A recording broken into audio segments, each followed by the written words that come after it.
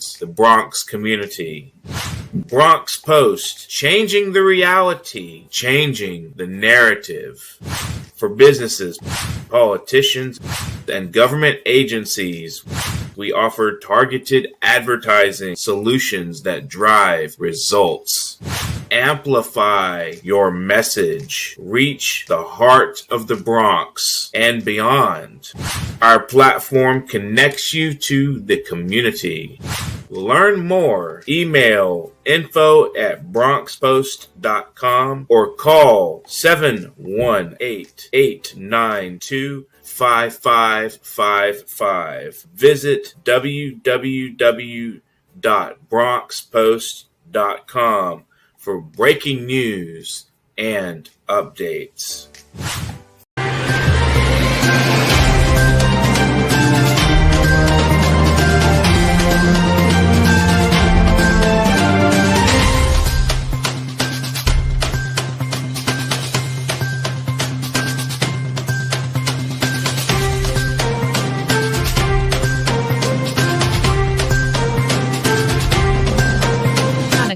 Keep watching The Politics every Friday, 12 p.m. Eastern Time on New York Parrot TV, the voice for humanity.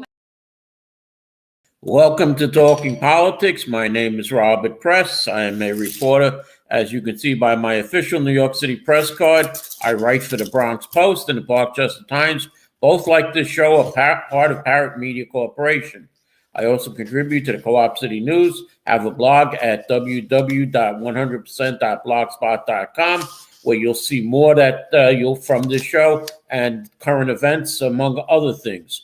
I also have Facebook pages, 100%, and what is going on in your local community board. The views expressed on this show are that of the host, any guest, or anyone commenting at the bottom of the screen, and not necessarily that of Parrot Media Corporation.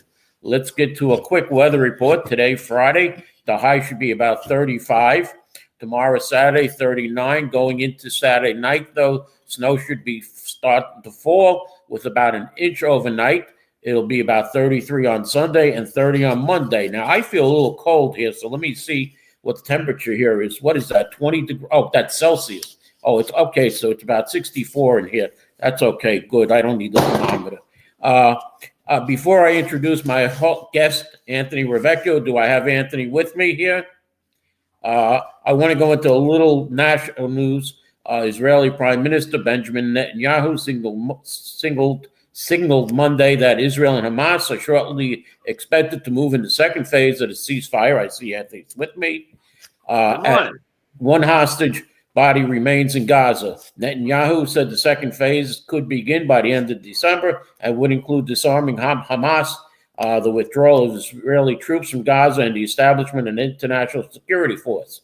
Hamas is open to discussing freezing or storing its weapons, but the thorny question of who will lead Palestine territories still lies ahead. Now, Benjamin Netanyahu, the Israeli prime minister, will travel to the U.S. to meet with President Trump on December 29th to discuss future plans in Gaza. It's Netanyahu's fifth trip to the United States since Trump returned to office, but his first since the ceasefire was struck. And I wonder if he'll be stopping in New York to see the inauguration of the new mayor. Now, in the Ukraine, there's no quick end to the war there, which has hit a stalemate on ownership of certain lands. President Donald Trump said U.S. forces seized an oil tanker Wednesday near the Venezuelan coastline, a significant escalation in the U.S. pressure campaign against Venezuelan President Nicolas Maduro and his country's oil-dependent economy. Can we bring Anthony back on? Anthony, are you with me still? I don't know. Okay, can we bring him back on? I want any quick comments on what's happening in the world. Can you hear me? Yeah, I can hear you. Well, in regards to your first comment, in regards to Hamas, it immediately reminds me of the old three-card Monte games that they played on Fordham Road, right? Where is the peanut? Let's find the peanut, swing around the circle, right? So that's all Hamas is doing. It's just a shame that we just keep following the merry-go-round instead of just taking out the gun like we were ready to do in Venezuela yesterday. In regards to your second comment, what were you talking about again? the war in Ukraine, and it looks like Ukraine is going to have to give up some of its territory to Russia to appease them, much like the old World War II with the appeasement of Hitler. Yeah, you're right. It looks like, as Donald Trump said the other day, Ukraine has been losing the war since day one. But sadly, now they're going to carve and slice up Ukraine. So that will be the new foreign relations motto that we'll be dealing with in the future. And the third part was Venezuela, which you made a quick comment on. Do you think we're going to go into Venezuela for the oil? Do I think we're going to go in? If we go in, if you saw the video yesterday, then we better learn how to salsa, right? Because the Venezuelan president was doing some salsa while he was talking about President Trump yesterday, right? All right, let's move on to some local news then. Randy Mastro, who was the deputy mayor to Eric Adams, has resigned as of the taking over of January 1st, 2026. He's basically no need has done so. Maestro wrote, we will be leaving city government together, him and Eric Adams. Maestro is 69. He served as deputy mayor under Rudy Giuliani and was appointed to the same post by Adams in March. The ex-prosecutor made no secret of his disdain for Mandani's democratic socialist leanings. He thanked Adams for a second shot in city government. Any comments about Randy Mastro? No, it is not unusual for the prior administration to step down, while the new one comes in. He could have resigned the day after the election. So from that point of view, I think he did the right thing at the right time. And there were 179 people on the immediate fire list, but 20 of them seem to be civil service employees who can't be fired. So Mandani has to work with them. Now, we have some things going on here in the Bronx with congressional races. It appears that Richie Torres has another challenger, as Amanda Septimo has entered the race against Richie Torres. Any comments on this race? Well, it'd be unfair if you didn't talk about it in its totality. I understand now he has 4 challenges. I understand a 4th one came out. He declares himself as an independent, came out this morning and announced. So as of now, Richie now has 4 challenges. Well, Septimo, though, is looking for Mandami's soon-to-be Mayor Mandami's endorsement. It appears that on Wednesday, Mandami endorsed City Controller Brad Lander in his congressional bid in New York 10. Last month, Mandami showed up also at a DSA meeting to discourage Chiachi, a city council member, from running against Hakeem Jeffries. Any comments, though, about these so-called almost endorsements or whatever you want to call them? Because in this race with Richie Torres, Michael Blake, who Mandami visited his church, 2 weeks ago? So who is he going to pick? Is Septimo? I really believe, based on reporting, and I believe it was from Politico, that wrote about 2 days ago what happened with Mandami's disaster in Somos. Mm-hmm. Supposedly, he tried to set up a meeting with the county chairs and the muckety mucks of New York City, asking those people not to pick a city council leader until he could look at the field and then come up with his own recommendations. And of course, both the city council and all of the unions that were asked to defer all went forward. And it was analyzed in the Politico magazine by pretty much saying he has no political backdoor experience. Mm-hmm. And that is going to be his problem going forward. That was one of my later articles here about the speaker's race, that days after the November win. He, like you said, he went and tried to make a slow internal race for the New York City Council speaker. Julie Menon, though, unfortunately for Mandami, got the backing of a supermajority of 36 members back then one more. And she announced that she had also the 5 county leaders, Democratic county leaders, as you say. So it's apparent that he's having problems. He's made nice with Donald Trump, but we'll see how long that lasts. And Kathy Hochul endorsed Mandami for mayor, but he has yet to endorse her for governor. Now, as far as the governor's race, it appears that on the Republican side, there should be a primary, as Nassau County Executive Bruce Blakeman, who entered the race for New York governor on Tuesday. It's a major snag in Congresswoman Elias Stefanik's efforts to secure the Republican backing in her challenge to Democrat Governor Kathy Hochul. It's a primary to, the Long Island is a big voting bloc, which Blakeman should be able to get, and she's upstate. Now, what do you think is going to happen here if there's a Republican primary? Because Lee Zeldin had 4 candidates, he was in a 4-candidate primary and came within 6 points of Kathy Hochul. Is a primary good for the Republicans, or is it bad? Well, that's a semi-loaded question. Primaries are always good because you want to have as much democracy in the process as possible. Will it help the Republicans to have a primary? I actually think it might, because unbeknownst to most, I don't think I'm going to call her Miss Elsie. It's not as popular as a lot of people here in the city think. So she might need a primary just to get out her goals and her wishes and her ambitions. Now, polls, though, show Stephanie crushing Blakeman in a hypothetical matchup, with him receiving less support than Congressman Michael Lawler, who has since withdrawn from the governor's race. So if that makes any difference.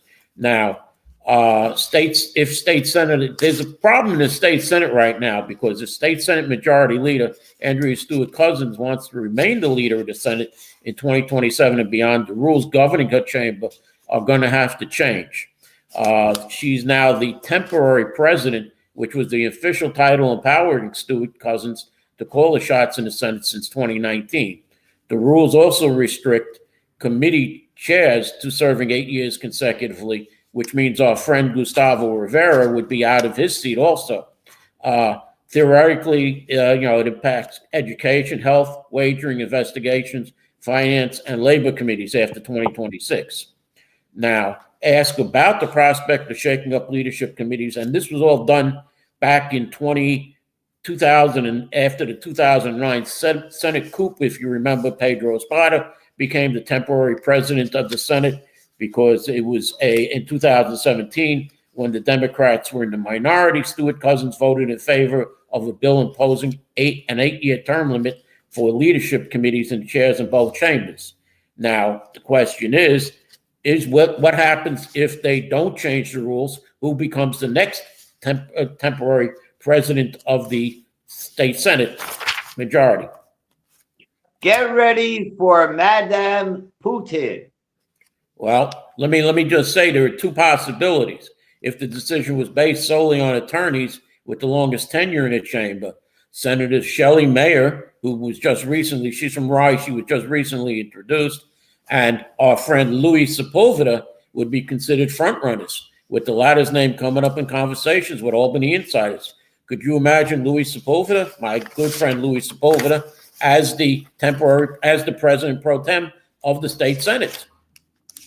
I would be very surprised if a man who I think on the surface is a good man, but according to reports is a lot less of a good man, would be in that position. But it wouldn't surprise me, as you indicated before. We had Pedro Espada, right? So we can have Pedro, if we can have Mr. Silver. Remember Mr. Silver? Yes. And right? So why not have somebody that beats up ladies? Why not? What did our good friend Jose Rivera say when Mr. Silva was seated next to him? Why are you putting this man next to me? Okay, remember that? We're going to have to go to a break now, Tony. We're at a halfway point. And we're going to come back with one of your favorite topics, cannabis, a new head there, and the problems they're having with the cannabis control. So let's go to a commercial, Mr. Producer. Imagine a media platform that reshapes the conversation, empowers your voice, and redefines the Bronx community. Bronx Post, changing the reality, changing the narrative. For businesses, politicians, and government agencies, we offer targeted advertising solutions that drive results. Amplify your message. Reach the heart of the Bronx and beyond. Our platform connects you to the community. Learn more. Email info@bronxpost.com or call 718-892-5555. Visit www.bronxpost.com for breaking news and updates. Bronx Post, changing the reality, changing the narrative.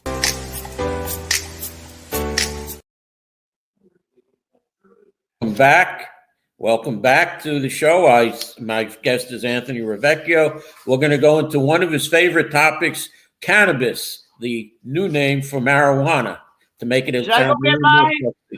What? Should I go get mine? No. I think it's very important that people should know the difference between a half ounce and an ounce. You don't think I have a story for you that involves Gustavo Rivera at the end of this. Cannabis? Okay, Go ahead. Okay, it appears that the acting head of the embattled state cannabis regulatory is out this week at the request of Governor Kathy Hochul amid struggles to enforce a crackdown on unlicensed marijuana business activities. The State Office of Cannabis Management, OCM, acting executive director Felicia Reed, who has been running the agency since June of 2024, was forced to step down as a result of the agency's handling of its enforcement against Omnium, including a product recall, which they are dropping, according to a statement from the governor. Have you ever tried this Omnium?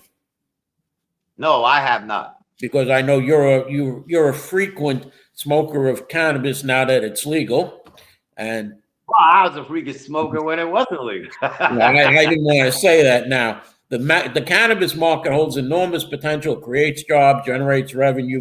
Please. Let's call the cannabis. Let's. You know what? You want to use me as an example for cannabis? Then let's go all the way with it. Right? Where do I get mine? Right?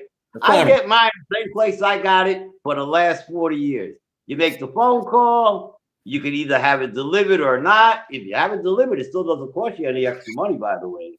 And there's no state tax. So I get quality stuff at 20% automatic discount than walking into one of those stores where you're claiming they're creating jobs. And this is the problem they're having with the state cannabis authority, OCM.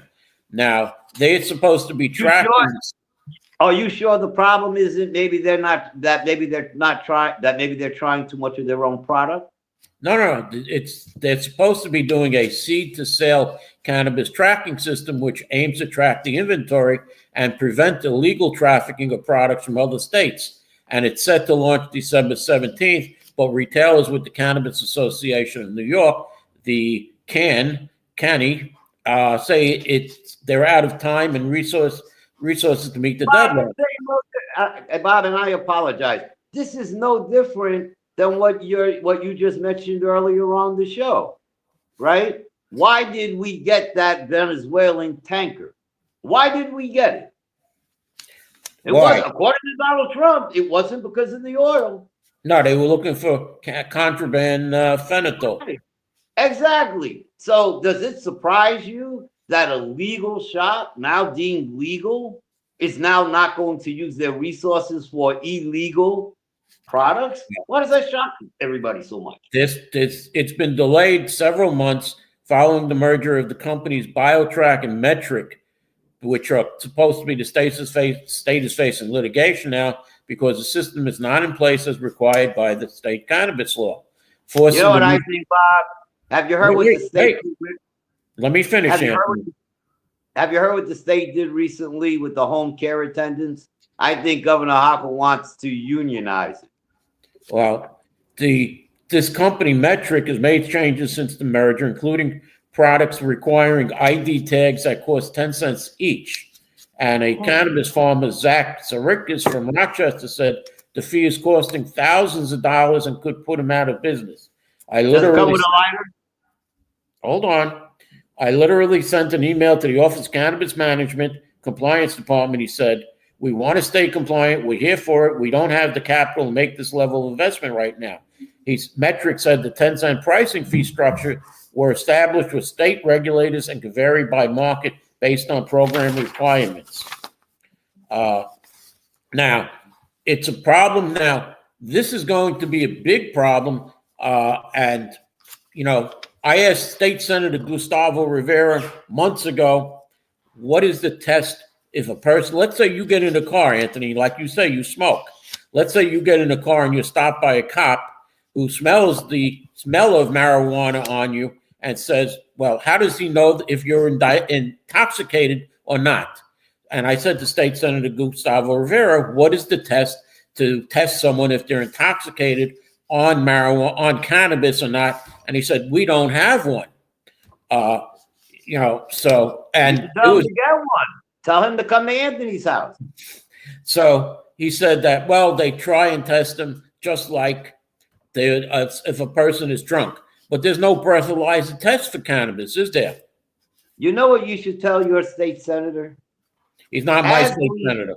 As we speak, I heard from one of his constituents from Van Ness, very close to you. And according to this citizen, there are robberies taking place right now in Van Ness. Mm-hmm. Right now.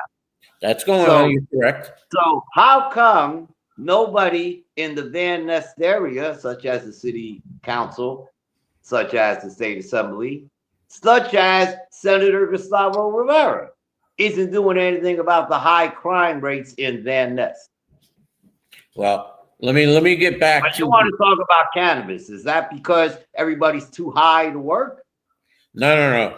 I mean, you know, so if we understand there is do you realize that if we use this money the right way, then we can get everything Madami has asked for, right? Everything, right? Instead of doing stupid things like creating marijuana houses, we can have free universal child care tomorrow.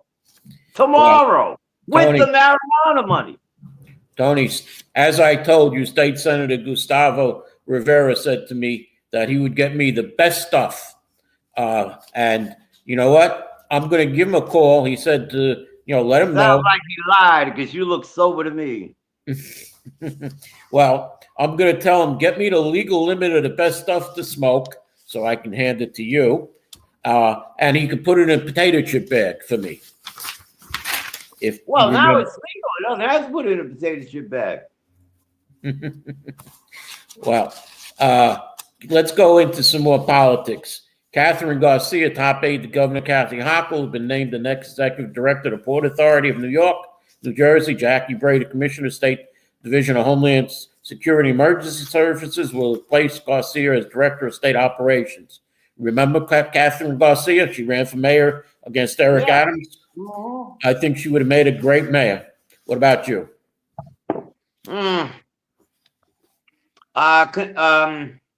Credible. I mean, a credible opponent, credible challenger. I don't know if I could say she would have, you know, done better or worse. I'd have to know more about. I would have had to know more about her platform. Okay. New York City Council Speaker Adrienne Adams will block a proposed law to ban parking near intersections of visibility improving street design, also known as daylighting, from coming to a vote, according to advocates who accuse the top city lawmaker of stifling the common sense safety design. Any comments on daylighting of the intersections? No. Because it seems since Speaker Adams is has more of a suburban district, that this would take away a lot of parking spaces in her district. So that could be why she's against it. Mayor Eric Adams is dropping a new twist into the heated debate over the city's horse carriage industry by ordering that some of the steeds deployed in Central Park undergo medical exams from an outside veterinarian who has spoken at events hosted by an anti-carriage group. Any comments on the horse carriage deal? You know, the horse carriage industry is now, sadly, a losing money-making industry. So on that note, let me bring up something for just one moment, if I might. I think we just found out the first destruction of this 3 casino situation that you've been talking about.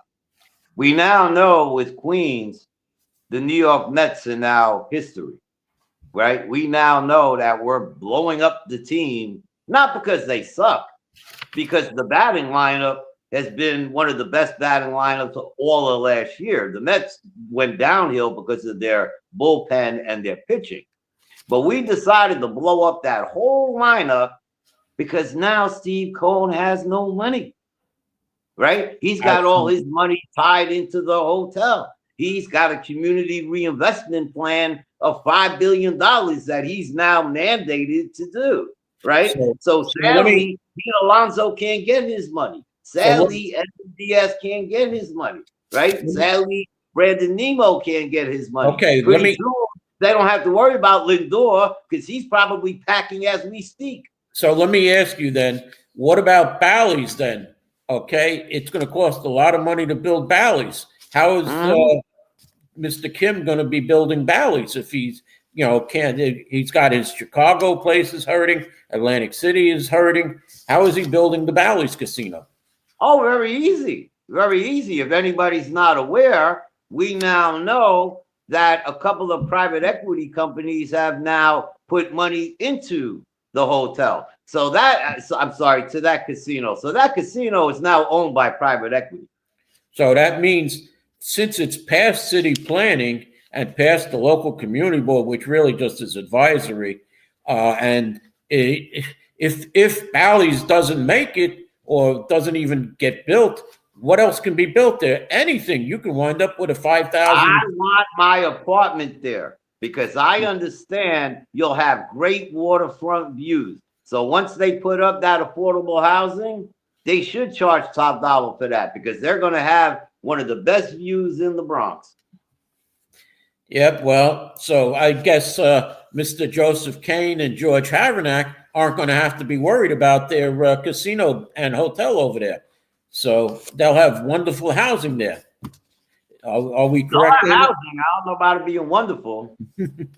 But all right. Well, I missed this one before while we were talking about cannabis. The Glen Cove City Council has unanimously approved a law that bans smoking marijuana or vaping in public spaces, restricting marijuana consumption and a range of public areas in a law more restrictive than rules in neighboring municipalities. Have you been to Glen Cove lately?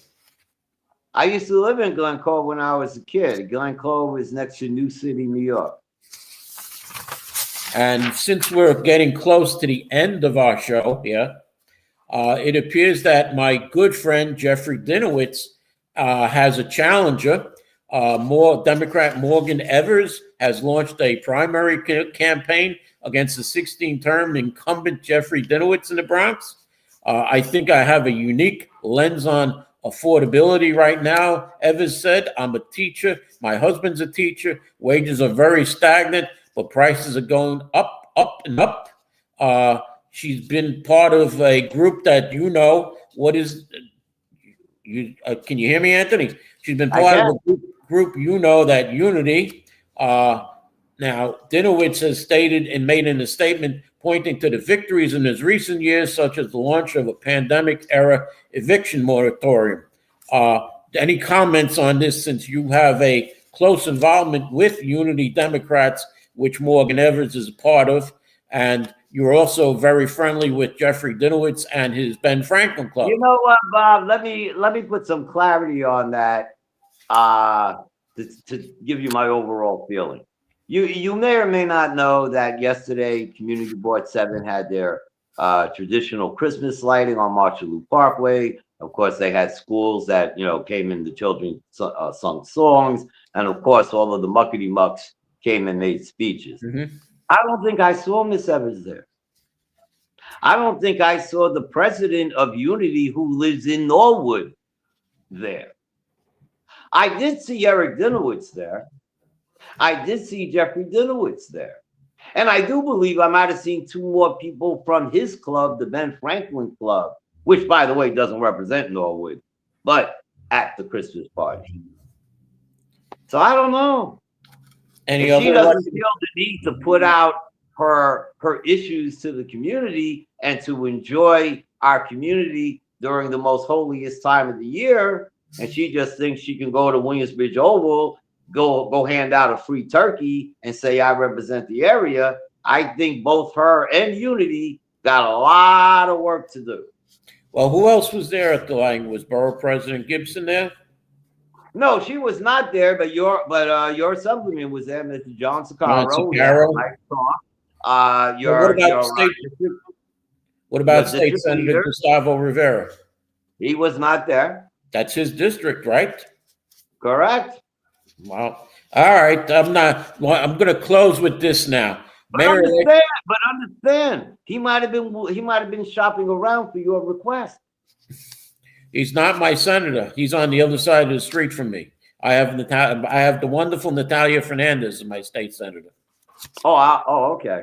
All right, and we'll close on this because Mayor-elect Zohan Madami has said, I'm not going to go into Gracie Mansion, but he's decided he's going to give up his $2,300 rent-stabilized pad in Astoria and officially moving into Gracie Mansion on the Upper East Side. He announced on Instagram Monday. Letitia James. They'll be glad to move out because a new relative will move in. And Madami and his wife, Rama. And you're closing the show, then I got to ask the host the question. I understand that you took a vote last week on this show. You said, let's see if we want Mr. Rivieccio on this show. Let's take a vote. Let's take a vote on the 100% website. Let's take a vote on the Northwest Bronx Democrats website. I happen to check those numbers. I didn't see not one no. Not one. You're right. People want you to be the co-host. When am I getting a call from the producer? When am I getting my first commission check? What's going on here? We'll have to talk after the show with the producer or at a different time on that. No, you talk after the show. He can talk to my agent. Okay, Anthony. With that, we're going to close the show. And thank Anthony for coming on again. And hopefully we'll have him as a recurring host. He'll be my co-host. And I'll make sure I cover the legal marijuana. And thank you for watching. Theories. It's important to test the theories. You can't talk.